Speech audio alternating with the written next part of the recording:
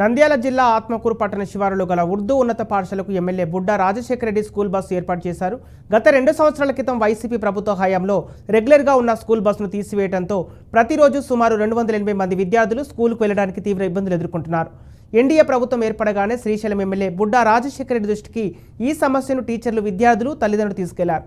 వెంటనే స్పందించి ఆర్టీసీ అధికారులతో మాట్లాడి స్కూల్ బస్సు వేయించడంతో విద్యార్థులు, టీచర్లు, తల్లిదండ్రులు ఆనందం వ్యక్తం చేశారు. ఎమ్మెల్యే బుడ్డా రాజశేఖర రెడ్డికి ప్రత్యేక ధన్యవాదాలు తెలిపారు.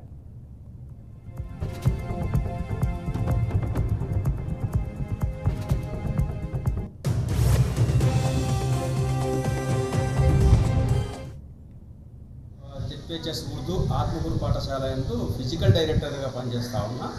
2017లో నేను ఇక్కడికి వచ్చాను. అప్పటి నుంచి ఈ స్కూల్లో ఫిజికల్ డైరెక్టర్గా పనిచేస్తూ ఉన్నా. ఈ స్కూల్ దాదాపు 283 మంది విద్యార్థులు ఇక్కడ చదువుకుంటున్నారు. గతంలో చంద్రబాబు గారు ముఖ్యమంత్రిగా ఉన్నప్పుడు ఇక్కడ ప్రతిరోజు కూడా బస్సు వచ్చేది, పిల్లలను వదిలిపెట్టిపోయేది. మళ్ళీ సాయంత్రం కూడా స్కూల్ వదిలిన తర్వాత పిల్లలను పికప్ చేసుకోవడానికి సపరేట్ బస్సు వచ్చేది. కానీ గత 2 సంవత్సరాల కాలంలో ఎందుకో బస్సు బంద్ చేశారు. అది మేము విచారిస్తే హెడ్ ఆఫ్ ది ఇన్స్టిట్యూషన్ వాళ్ళు, మేము సార్లు అందరం విచారిస్తే విధానపరమైన నిర్ణయంలో భాగంగా రాష్ట్రమంతటా కూడా మేము బస్సులు తీసేసాము. రూటుకు దగ్గర ఉన్నటువంటి వాళ్ళు ఎవరైతే ఉన్నారో ఆ బస్సులో రావాలని చెప్పారు.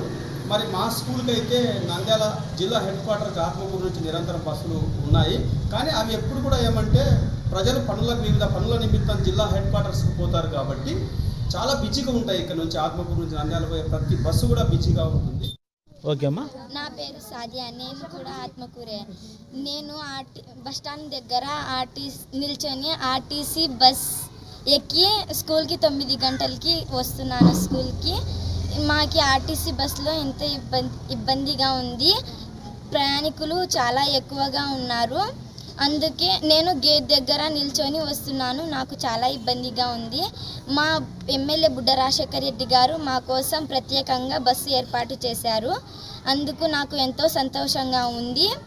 మా ఎమ్మెల్యే గారికి నా హృదయపూర్వక నమస్కారం.